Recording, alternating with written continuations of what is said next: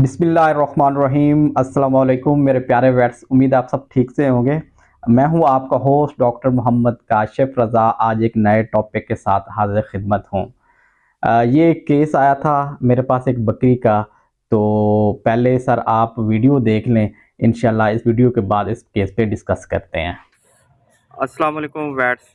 ये एक बकरा है, इसकी उम्र 6 मंथ है तकरीबन। तो ये कल से इसका मसला आ रहा है कि एक तो ये जो है चक्कर लगाता था, और दूसरा जो है इसने कल तकरीबन 5-6 घंटे जो इसका मुंह था ये आसमान की तरफ खड़ा करके रहा है। और उसके अलावा जो है इसकी जो बिनाई है वो भी इसकी बिल्कुल ही चली गई है। इस तरह मैं आपको ये दिखा सकूं, ये इसकी बिनाई जो है खोलो, ये इसकी बिनाई इस साइड पे भी और इस साइड से भी चली गई है। और इसे कोई पता नहीं है कि मैं कहाँ पे खड़ा हूँ, इसे कोई पता नहीं है इसका मैं किधर खड़ा हूँ किधर बैठा हूँ। और कभी कभी ये लेट भी जाता है।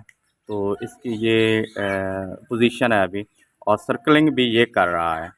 तो ये बेसिकली पोलियो इंसेफेलोमलेसिया का पेशेंट है। तो इंशाल्लाह इस पे डिस्कस करते हैं और आपके साथ ये केस भी शेयर करते हैं। शुक्रिया। वेट्स आपने वीडियो तो देख ली। जिस तरह वीडियो में मैं अलामतें पूछ भी रहा हूँ और बता भी रहा हूँ फार्मर से। तो ये एक बकरा था, 6 मंथ इसकी एज थी। तो उसको 1-2 दिन पहले ये मसला हुआ है। ये वेट्स बेसिकली केस है पोलियो इंसेफेलोमलेशिया का। तो इस बीमारी का जो असर होता है वो डायरेक्ट दिमाग से रिलेटेड होता है। ये दिमाग के ऊपर सूजन कर देती है और जिसकी वजह से नर्वस साइंस आना शुरू हो जाते हैं। तो ये बीमारी फैलती क्यों है? इस बीमारी की सबसे बड़ी वजह जो है थायामीन डेफिशिएंसी, जिसे हम विटामिन B1 भी कह देते हैं। तो ये उसकी डेफिशिएंसी जो है दिमाग के अंदर जब हो जाती है, या उसकी सप्लाई जब दिमाग के अंदर नहीं होती, तो ये उसकी वजह से ये बीमारी जो है फैलती है। तो इस बीमारी की फैलने की वजह क्या है?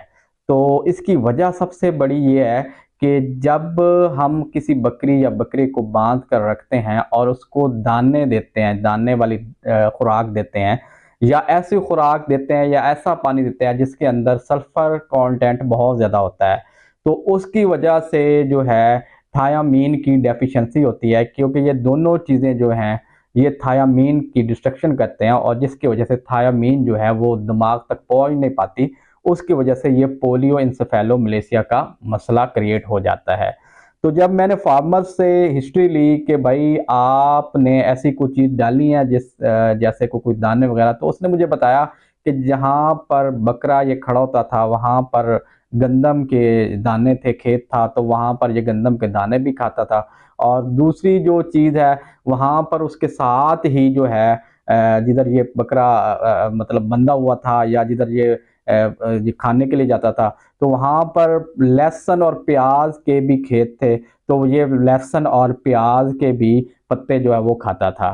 तो यहाँ पर मैं एक बात बताता चलूँ कि जो ये लहसुन और प्याज के पत्ते होते हैं, ये सल्फर कंटेंट इनमें बहुत ज़्यादा होता है। और जैसा कि आपको पहले मैंने बताया कि कोई ऐसी खुराक या ऐसा पानी जिसके अंदर सल्फर कंटेंट ज़्यादा होगा, और वो जो है कोई जानवर खा लेगा, तो उसके अंदर जो है काफ़ी हद तक चांस है कि उसके अंदर पोलियो इंसेफेलोमलेशिया हो जाएगा।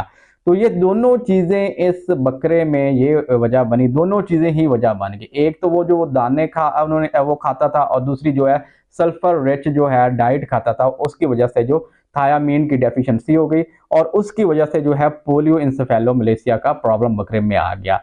अब वैट्स चलते हैं कि इसमें अलामतें क्या थी। अलामतें मैं पूछ भी रहा हूँ और आपको दिखाई भी हैं, तो मजीद एक दफ़ा फिर मैं डिस्कस कर लेते हैं अलामतों पे। एक तो जो है वो जानवर जो है बकरा वो चक्कर लगाता था। दूसरा, उसने तकरीबन 5-6 घंटे मुंह जो है वो आसमान की तरफ रखा, बिल्कुल आसमान की। और तीसरी उसमें जो अलामतें आ रही थी कि उसकी आंख जो है वो बार बार जो है चमक रही थी, जिसे हम निस्टिगमस पोजीशन भी कह देते हैं। और जो मोस्ट इंपॉर्टेंट बात है कि जानवर जब कभी लंबा हो जाता था तो वो पैडलिंग करना शुरू कर देता था, बार बार पाँव मारना शुरू कर देता था, उसे मिर्गी के दौड़े पड़ जाते थे। तो ये टिपिकल साइंस हैं अपना पोलियो इंसेफेलोमलेशिया के।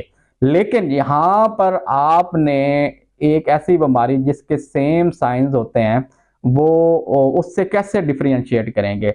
एक बीमारी है लिस्टीरियोसिस, जिसे हम सर्कलिंग डिजीज भी बोलते हैं। उससे आप इस तरह करेंगे कि अगर लिस्टीरियोसिस का मसला होगा तो जानवर की जो आंख है उसमें म्यूकस भर जाएगी, उसके अंदर इन्फ्लेमेशन होगी और म्यूकस भर जाएगी। लेकिन पोलियो इंसेफेलोमलेसिया के अंदर जो है आंख में म्यूकस तो नहीं होगी, आंख जो है वो बिल्कुल ब्लाइंड हो जाएगी, जानवर जो है वो अंधा हो जाएगा। और दूसरी मोस्ट इम्पोर्टेंट चीज़ कि जो सर्कलिंग तो दोनों में ही करेगा, लेकिन यहाँ पर ये जो मेन करने वाली चीज़ थी वो यही था कि आँख के अंदर जो है लिस्टीरियोसिस के अंदर आँख के अंदर म्यूकस भर जाता है, लेकिन पोली इंसेफेलोमलेसिया के अंदर ब्लाइंडनेस हो जाती है। तो ये इस तरीके से आप डिफरेंशिएट करेंगे पोलियो इंसेफेलोमलेसिया को और लिस्टीरियोसिस को। चलो आगे चलते हैं। ये आपको आपको अलामतें तो बता दी, जो अलामतों से आप के बारे में पता भी चल गया कि किस वजह से अलामतें ये आई हैं, ये पोली इंसेफेलोमलेसिया किस वजह से हुआ है। अब चलते हैं इसकी इलाज की तरफ।